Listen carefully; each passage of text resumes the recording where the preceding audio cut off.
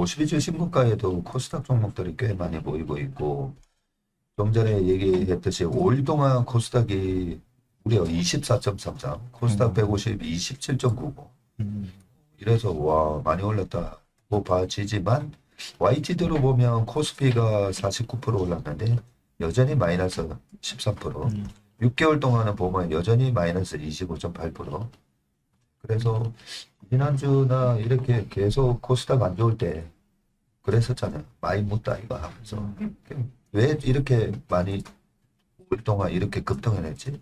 많이 빠져서 네. 많이 빠지다 보니까 지나치게 그것도 지나치게 많이 빠지다 보니까 강하게 반등이 들어오는 그런 모습이 보이고 있습니다. 자, 주요 종목들 동향을 한번 보겠습니다. 어제 일단 전자닉스 쪽 같이 봐주시면은 전자가 6% 그리고 SK하이닉스가 10% 정도 하락을 했거든요. 근데 밑에 뭐 심텍이라든지 TLB, 니스페타시스 기판 업체들은 대부분 호실적에 상승을 했는데 메모리 업체들이 어제 낙폭이 굉장히 컸습니다. 근데 어제 사실 장중에 뉴스가 하나 또 있었었거든요. 물론 샌드디스크 때문에 오전에 시초가 역시 좋지 않았던 건 맞는데 그 엔비디아 쪽으로 HBM 협상에 대한 결과가 조금 텔레그램 쪽에서 돌기 시작을 했었거든요.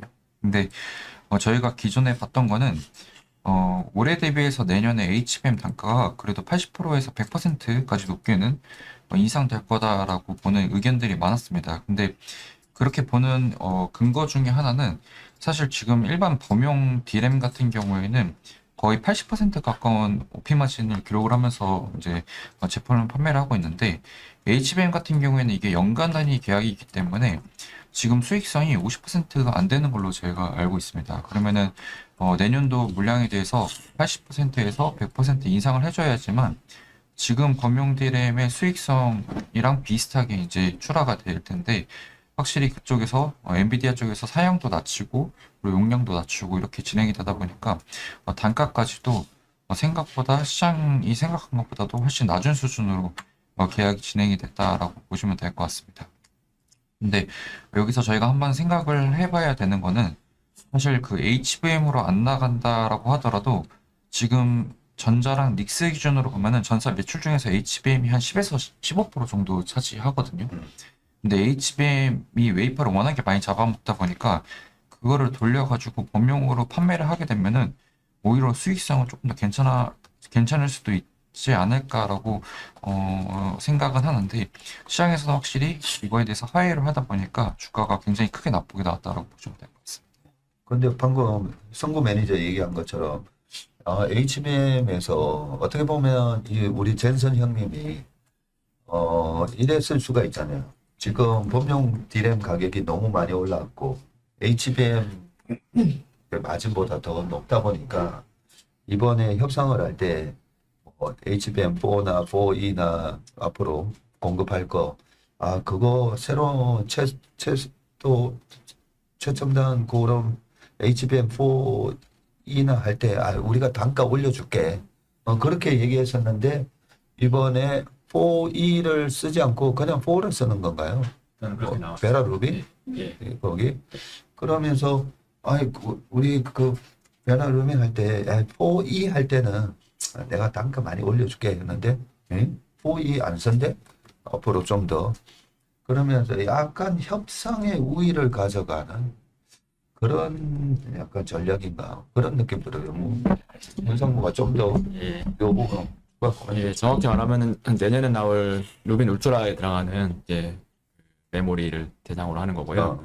현재 베라 루빈에 들어가는 게 GPU당 288GB의 HBM이 들어가고 있는데 HBM4 12단이고요. 근데 내년에 HBM4 8단으로 192GB를 탑재를 하고 그러면 이제 성능이 떨어질 거잖아요. 그거를 이제 광학으로 다 메꾸겠다. 이렇게 약간 원가 절감성 이야기를 하고 있는 것 같습니다. 아직 근데 공식 발표는 아닙니다. 그러면 지금 성구 매니저 얘기처럼 그러면 우리 메모리 메이커 입장에서는 그래요? 그러면 뭐 그쪽 우리 HBM4 뭐 그거 많이 만들지 말고 어차피 지금 범용에서 D램에서 돈을 많이 버니까 그러면 HBM을 생산하려고 했던 걸 그 디램으로 이렇게 할 수는 있어요. 예, 전환을 하면 되고요. 한 몇 달이면 전환될 것 같아요. 그래요. 예. 그럴 수 있네 진짜. 네, 근데 그러면 뭐 우리 뭐 그냥 디램 팔지 이럴 수 있.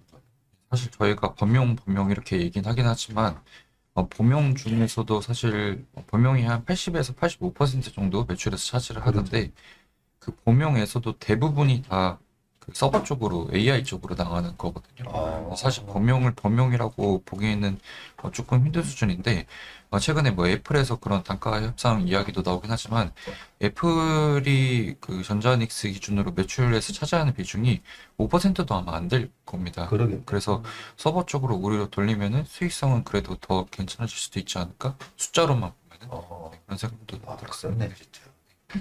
자, 종목들 동향 이렇게 쭉 보다 보면 시장이 항상 효율적인 시장이 아니라 항상 비효율이 존재하는 시장이다. 생각이 많이 들고요. 반도체 뭐 메모리에 대한 뭐 이런저런 논쟁이 있다 하더라도 이 창신이든 아니면 YMTC든 어쨌든 뭐 내년까지는 대대적으로 지금 투자해야 될 거 아니에요, 그죠?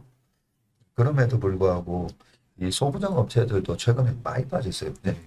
근데 왜 많이 빠졌나 보면 코스닥 시장에 있었기 때문에 빠졌다 이런 느낌이 들 정도로 그냥 도매급으로 많이 빠졌다 이런 느낌도 많이 들고 이래저래 보면 지금은 이제 가격적으로 보면 이 반도체도 하이닉스가 150만 원 지금 깨져 있는 상황이죠. 근데 어제 마지막 발표자가 대신증권의 유영관 연구원이었는데 저는 처음 봤는데 자료는 많이 봤잖아요. 네네. 끝까지 남아서 듣길 너무 잘했다. 유영관 연구원 발표에서 하나 건진 게 뭐냐면 그 내년까지 지금 창신 메모리 같은 경우가 공격적인 투자를 해서 뭐 내년 말 되면 마이크론 테크놀로지의 캐파만큼 될 거다. 이를 우리가 그렇게 우려를 하고 있는데 이 장비 조달이 그렇게 안 될 거다. 네. 그리고 2, 3년 동안 이 트래킹을 해봤는데 창신이 항상 좀 약간 공격적으로 이 발표를 하는 편이라 그러던데 그동안에 작년까지는 적자에 없었잖아. 네네네. 그래서 뭐 공격적으로 그렇게 얘기를 했었나 싶기는 한데 네, 제가 아는 대로 과거 2년간은 그 XMD 성장하기 위해서 과거 2년간은 그냥 투자 집행은 안 했어요. 왜냐면 투자 집행하는 캐패스 하면은 감가상각도 나오니까 오히려 수익을 더 데려갈 수 있어요. 그래서 과거 2년간은 우리 아니면 반도체 기업들이 수주를 보니까 작년 뭐 과거 2년간은 그렇게 좋지 않았어요. 이유가 다 이거예요. 집행하지 않으니까 성장 준비하기 위해서. 그래서 이제는 슬슬 더 조달하잖아요. 주문은 나가고 있어요. 그리고 우리 그 베이징 2공장, 1공장 이런 거 뭐 지금 보도가 나오잖아요. 근데 그 수주 관련 그거 그 뭐 자연서 이런 거 있잖아요. 아니면 장비는 바로 그 제가 뭐 원래는 사겠다고 하면 바로 나올 수 없잖아요. 그래서 항상은 1년, 2년 전에 이미 얘기하고 제가 1년 후에 얼마 정도 주문할 거예요. 그러니까 미리 얘기하고 회사 아무리 뭐 회사들이 그 투자도 하고 뭐 승진도 하고 그때는 시점을 돈 주고 받을 수 있어요. 그래서 이 스케줄은 아마 이미 과거 1년, 2년 이미 다 계획대로 하고 있어요. 그런 식으로. 네. 그러면 최근의 톤은 어때요? 최근에 톤은 완전 상장하면서 네. 나온 톤은 공격적이에요? 아니면? 아니면 공격적으로 해야 되고요. 작년 말 그때는 발표할 실적표가 여전히 그냥 뭐 1분기 내다 보니까 여전히 처음으로 흑자 조합되잖아요. 그럼 2분기는 더블로 났어요. 그래서 아마 창신 메모리도 이런 메모리 허공세를 예상하지 못했어요. 그래서 자금 조달을 전보다는 2배 정도 모집했어요. 그러면 모집하니까 이제 가지고 있잖아요. 들어왔으니까. 맞아요. 가지고 있고 그리고 2공장까지 계속 얘기하고요. 왜냐면 2공장은 내년 상반기로 나와야 되고요. 왜냐면 이 자금 조달하고 계획서 다시 수정해야 돼요. 정부한테 제출하고 땅 사는 것도 있고. 근데 이게 빠르게 진행되고 있어요. 그냥 예상대로 시기는 전보다는 좀 빠르졌어요. 그리고 국내 우리 메모리 업체들이 발표한 이 호남권에 짓는 거 그것도 2030년 안에는 안 된다며. 않는 것 같습니다. 쉽지 않고 인프라도 갖춰져야 되고 이런저런 거 얘기 들어보니까 이 공급이 너무 과잉 공급이 되는 거에 대한 우려는 일단 내년 내후년 상반기까지도 그렇게 우려 안 해도 될 것 같아요. 그런 느낌. 제가 왜냐면 차별화 부는 이유가 국내는 자본시장은 좀 되는데 한국시장 그 사회주의 그냥 그렇게 생각하잖아요. 말로는 그 민간 기업 있지만 정부 다 컨트롤해요. 그래서 미리 통보하고 요 공부하라고 하면은 아. 이미 계획대로 다 어. 그렇게 다 짰어요. 운영 계획, 심영 계획 있었대요. 그러기. 네. 중국 정부가 또 뒤에서 이래저래 또 컨트롤을 또 하고 맞아요. 계획을 네. 세워주고 하다 보니까. 근데 저는 그 하나 좀 추가로 생각을 하는 거는 지금 작년에 메모리가 언제서부터 가격이 막 급등했냐라고 보면은 창신 메모리가 DDR4 본인들이 이제 생산 안 하겠다라고 생각하고 딱 발표하고 나서부터 이제 팡 튀어 올라가기 시작을 했었거든요. 그러고 나서 DDR5로 그냥 본인들은 DDR4를 안 하고 넘어가겠다라고 얘기를 하면서 근데 사실 DDR5가 바로 그렇게 나오지는 않잖아요. 근데 시장 점유율로 봤을 때 사실 올해 기준으로 한 8% 그리고 10% 이상까지 20%까지 올라갈 수 있다라고 얘기를 하는데 사실 그거는 웨이퍼 투입량 기준으로 시장 점유율을 얘기를 하는 거거든요. 근데 창신 메모리는 지금 1A 나노를 지금 하고 있는 거고 전자 닉스 같은 경우에는 1C에서 지금 1D로 넘어갈 걸로 보이거든요, 연말에는.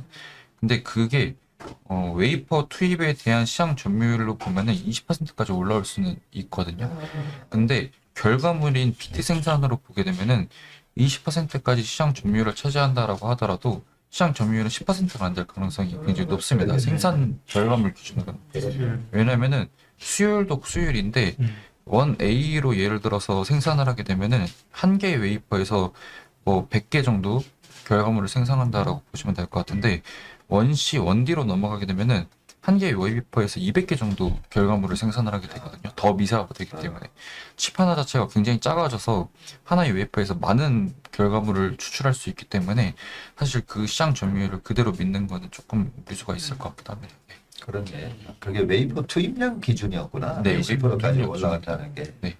근데 나노 기술에 따라서 한 웨이퍼에서 생산하는 네. 게 우리는 2배 이상. 네, 수가 차이가 네. 많이 납니다. 알겠습니다. 자, 그러면 주요 종목 동향 다 했나요? 네, 다 있습니다. 다 했고요. 이제 리포트 보도록 하겠습니다. 첫 번째 리포트는 HD 현대일렉트릭. 네, 그 HD 현대일렉트릭 사실 그 저희 어스 플랫폼에서 매주 주간 단위로 그 문상무님이랑 말씀을 드릴 때 연초에 조금 좋지 않을 수도 있다라는 의견을 제시를 해드렸는데 사실 그거에 대한 의견은 아직까지도 변함은 없다라고 보시면 될 것 같습니다. 일단 최근에 실적 발표를 했습니다. 근데 매출액 1.1조 원에 영업이익 2,870억 원으로 컨센서스 대비해서 뭐 부합이라고 하긴 하지만 소폭 하회하는 실적 발표 기록을 했습니다.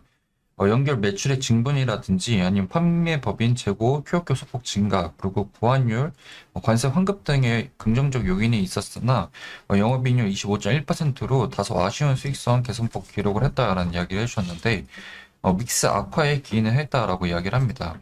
이 저희가 흔히 변압기라고 얘기하는 고수익성 제품인 전력기기 비중이 47% 정도로 기록했는데 고정비 부담이 큰 신사업 영역인 배터리 ESS 프로젝트 200억 원 정도 반영된 영향이 크다라는 이야기를 해주셨고 여기에 더해서 그 변압기가 사실 전기를 생산을 하고 전선을 타고 가면은 이게 전기가 중간에 다 새잖아요. 그래서 고압으로 확 올려줘서 그 전기를 실제로 필요로 하는 데다가 바로 쏴주는 게 이제 변압기인 거고 그 전기를 받으면은 실제로 필요할 때 워낙에 고압이기 때문에 그걸 좀 뿌려주는 거를 저희가 그 배전판이라고 이야기를 하거든요. 근데 배전판 쪽으로 나가게 되면서 수익성이 조금 더 안 좋아진 영향도 있다라고 보시면 될 것 같습니다.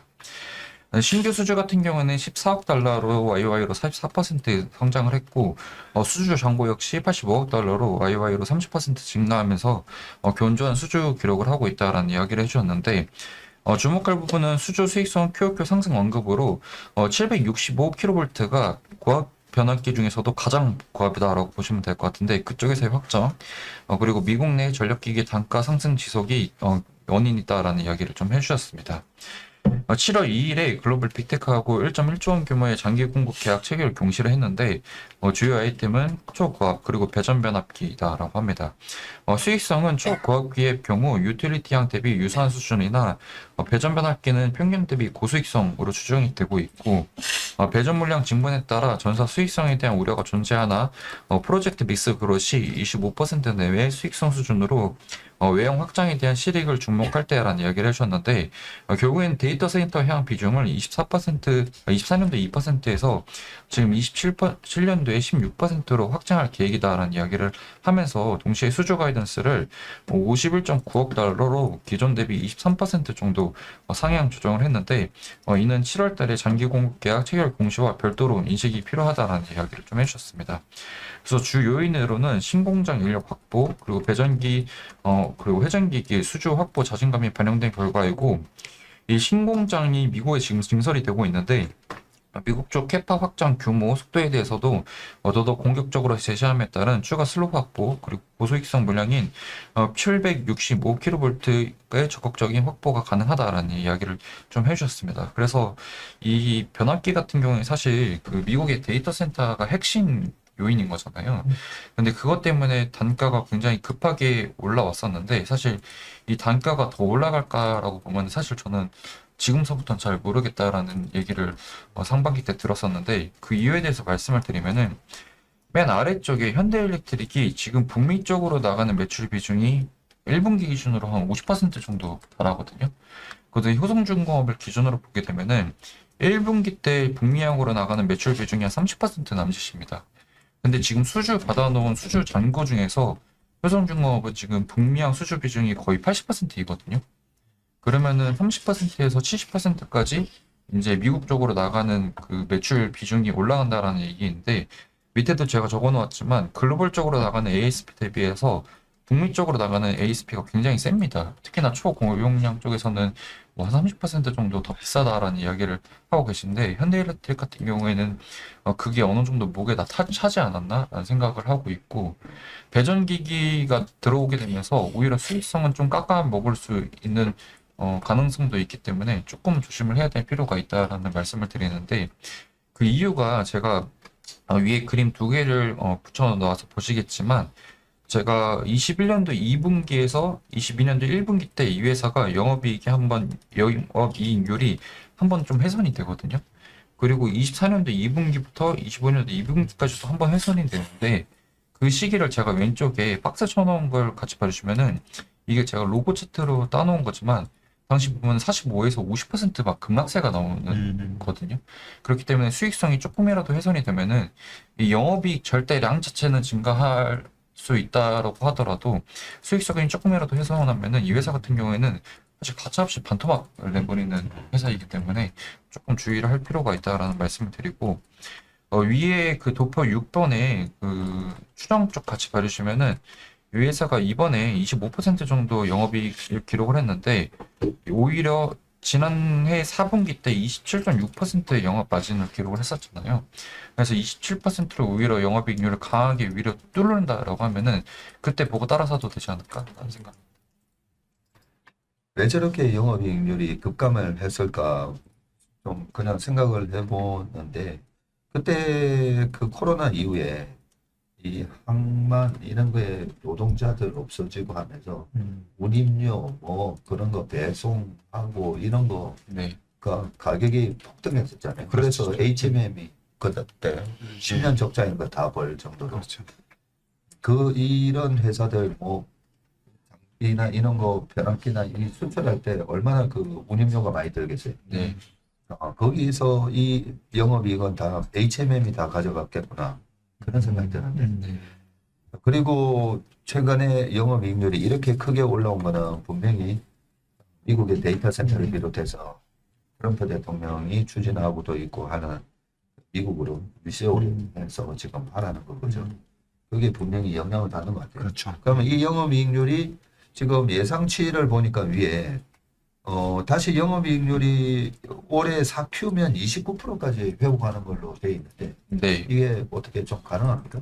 저는 잘 모르겠습니다. 아. 네, 왜냐면은 그 뭐 26년도 4분기 때 잠깐 좋아질 수도 있다라는 생각인데 만약에 관세 때문에 사실 올해 상반기 때 영업이익이 이렇게 됐었거든요. 관세나 매출 이연 때문에. 아, 그래. 네, 근데 그게 뭐 환입이 되면서 4분기 때 반짝 좋아질 수 있다라는 생각이 들긴 하지만 오른쪽에 27년도 그 온기로 영업 마진을 보면 28.6%이거든요. 그러면은 지난번에 기록했던 최고점인 27.6%에 비해서 크게 개선되는 게 없기 때문에 영업이익률이 여기서 드라마틱하게 더 좋아질 수 있을까라고 보면은 오히려 기타 변압기 업체들이 좀 더 괜찮지 않을까라는 생각입니다. 그래. 환율 영향도 분명히 있는 거죠. 네, 환율도 분명히 있습니다. 네. 환율이 떨어지면 영업이익도 꺾이겠네. 네, 영업이익률이 꺾일 가능성이 영업이익률이 큽니다. 꺾일 수가 있겠네. 네. 알겠습니다. 자, 그 다음에 LIG 디펜스 앤 에어로스페이스 보겠습니다. 네, 어제 그 LIG 넥스원이죠. LIG 넥스원이 어제 실적 발표를 했는데 사실 5% 아까 말씀드렸던 것처럼 하회했음에도 불구하고 주가가 굉장히 급락을 했습니다.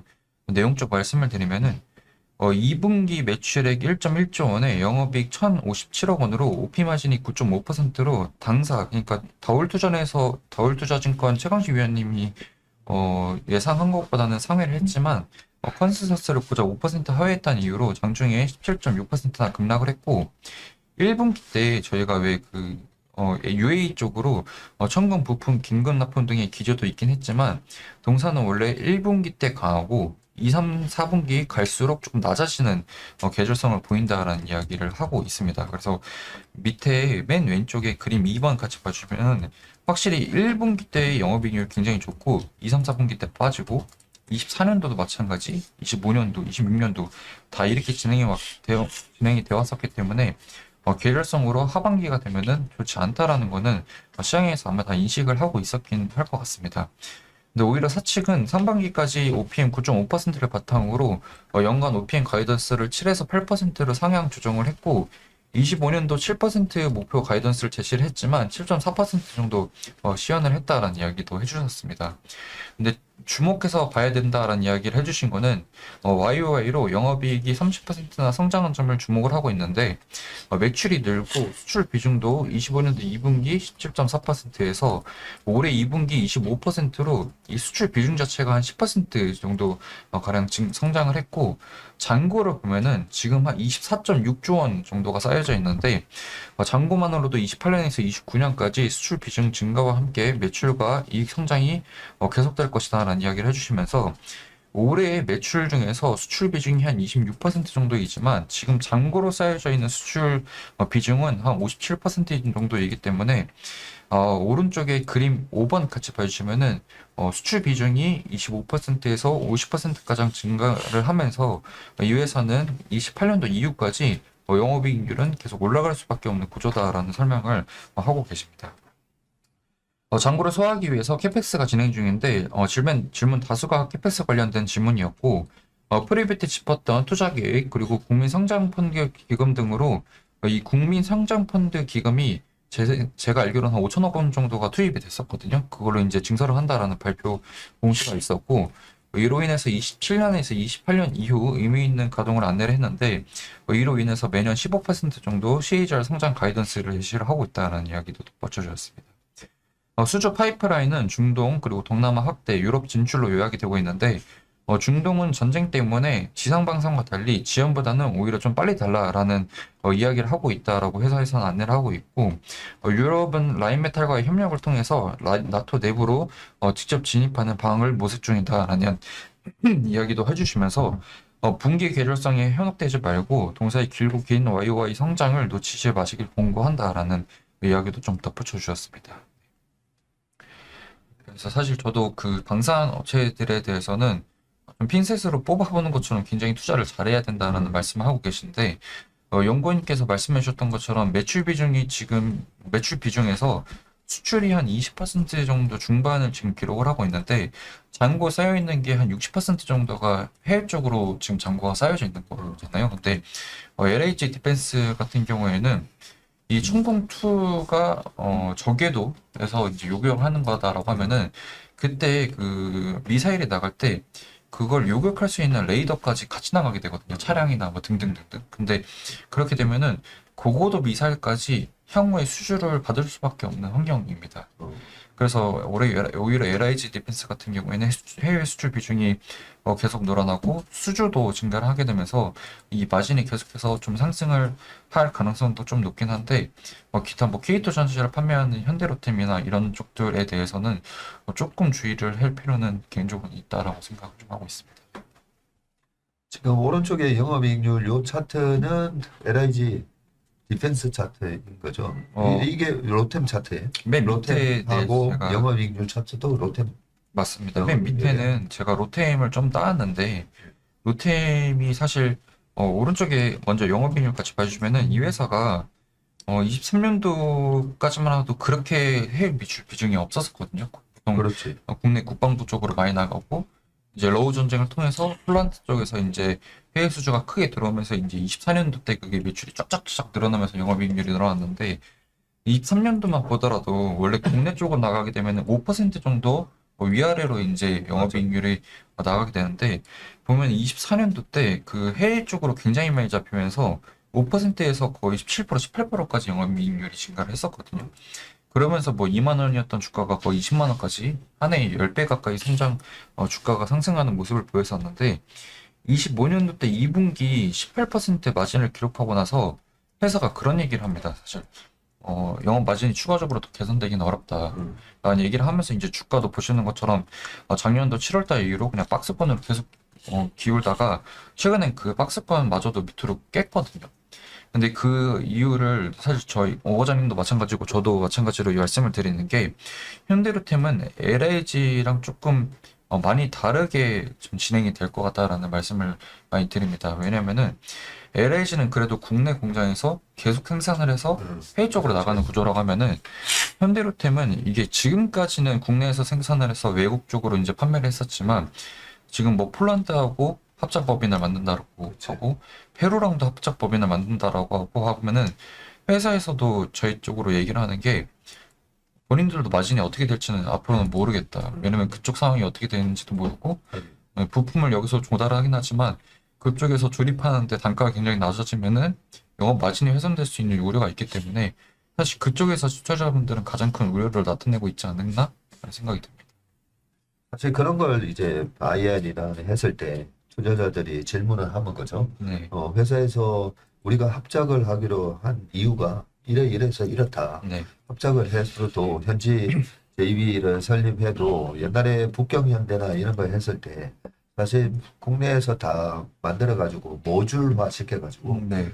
중국에 갖다 주면 거기서는 조립만 해가지고 딱딱 팔았거든요. 네, 우리가 앞으로 이런 식으로 할 거니까 마진이 훼손되는 거에 대해서는 걱정 안 해도 된다. 이런 얘기를 해줘야 되는데. 네. 그죠? 이거는 회사 측에서 공식적인 IR 활동 때 요 얘기를 조금 명확하게 해주셔야 아마 이 현대로템 투자하는 투자자분들이 아 그렇구나 그러면서 이제 좀 가져갈 수 있죠. 확신을 갖고 가져갈 수 있지 않을까 그런 생각입니다.